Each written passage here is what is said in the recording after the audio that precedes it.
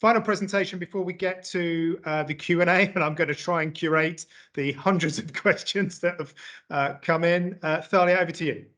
Thank you very much. So I'm Thalia Skoufa. I work for the Energy Systems Catapult, and I'm leading the Catapult's technical expertise around transport. So if I can have the next one, please.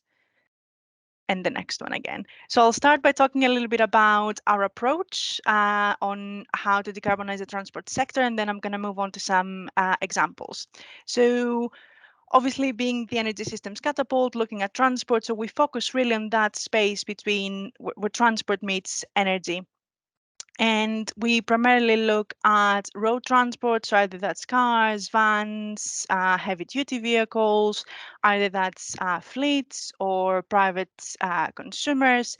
And we're also expanding our capability to look at the maritime sector in terms of how could ports form part of a future local area energy system as well. Within that transport energy space, we look at modeling the impact, so decisions made within transport, how they could impact the energy system, but also decisions made within the energy system, the electricity generation system, what would they mean for the evolving transport sector as well. We're looking on behavior, so how would people choose to use vehicles in the future, and what that would mean again in terms of energy demands and impact on the overall energy system, but also assessing new technologies, understanding where innovation is needed, how can we move on and progress to having that net zero system by 2050. And in practice, because it all sounds so vague, I've added some questions here to help you understand a little bit what it is that we do and how we can provide support, either that's in terms of supporting policy, either supporting decision making or supporting local authorities, obviously, private organizations as well in their journey to, pun intended, to a net zero 2050 world. So we look at things on what would be the EV uptake, how would people choose to buy and use vehicles in the future, what that would mean in terms of the charging demand at different charging locations, what would be the network of charging infrastructure that we would need to have in place, where would these locations might be, where does it make sense to start deploying infrastructure to make sure that we encourage uptake. But also then looking at things like, in a couple of the speakers mentioned before, around the impact from smart charging. How do we make sure that we take that flexibility offered by electric vehicles and bring benefits to the system? Other questions around what would be the requirements for electricity distribution network reinforcement costs, but also what would be what the implications would be in terms of business models. So how do we make sure that when we're developing this charging infrastructure, what would the business models look like for the charge point operators? And then the way we're looking at things is through scenarios and through different versions of future worlds. So under all these questions, we're able to understand and assess the impact from new transport models. So we could look at understanding how can we make sure that we design the charging infrastructure needed if, for example, mobility as a service was the choice of how people use vehicles in the future. So really what we're trying to do is give you all that kind of like information, data, and understanding of how the world might look in the future and how would you be able to serve EV drivers, but also support that transition. Can I have the next one, please? Thank you. The way we're able to and the why we're able to answer all these questions and have that holistic approach is because of how we kind of like positioned ourselves and the approach that we took and how we developed our capability. So we've got different models. I'm not going to bore you with the details. I just want to emphasize here the fact that within our thinking and the way we're trying to answer these questions, we focus on all these parts of the system. So we're looking at users, we're looking at the infrastructure network, we're looking at technology, we're looking at electricity generation, we're looking at other things like hydrogen, for example. But we're also looking at policy decisions and how they could affect the other parts of the system. We're looking, as I said before, at the business models, but we're also looking at the changing, how the world is changing around us. Can I have the next one, please?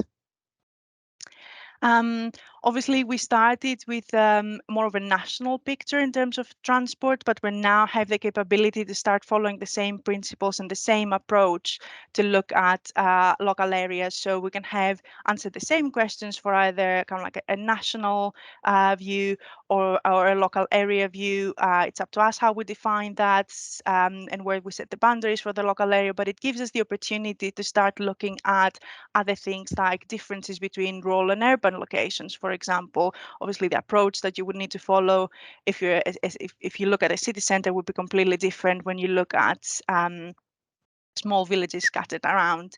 And we are also now able to look at even smaller areas and look at car parks, look at depots, and understand really what would be the electricity charging demand at these locations, what would be the charging infrastructure that we would need to have in place, and start not doing a detailed assessment, but have that first kind of like step of designing and developing the system that would need to be in place. Can I have the next one, please? Thank you. In the next one, so I'm going to focus on some examples. The first one is that kind of like national picture that I mentioned. We worked for the EV Energy Task Force that was set up by governments. Lots of organizations were part of it, and really the remit of the task force was to understand how do we make sure and how do we enable the mass transition to electric vehicles. The exam question for us was to quantify a charging infrastructure that would basically hit the sweet spot between delivering value for drivers that attracts and encourages investment, but also builds confidence in terms of vehicle uptake as well.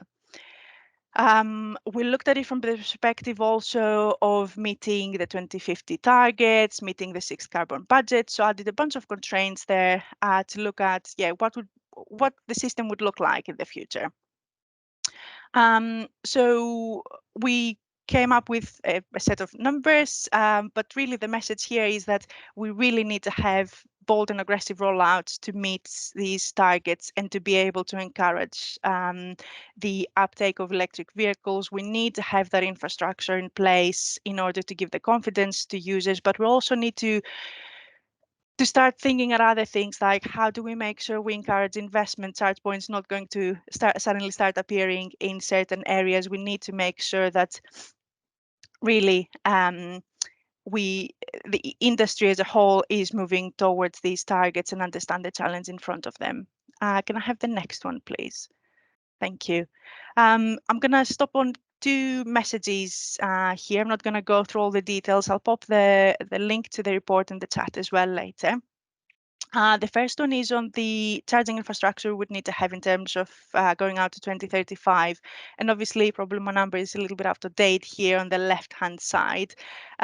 We looked at different conditions, different scenarios. We need to be out to almost 500,000 of charge points, but really it's the split. So we need to have a diverse public infrastructure, and we need to understand really the user choice here to be able to deliver something that is used and usable.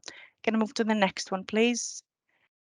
But also, I think somebody mentioned that before about people that don't have access to off-street parking. A big share of that public charge point infrastructure would need to be specifically designed for people that don't have off-street parking. So either that's slow on-street charging, either that's rapid charge points.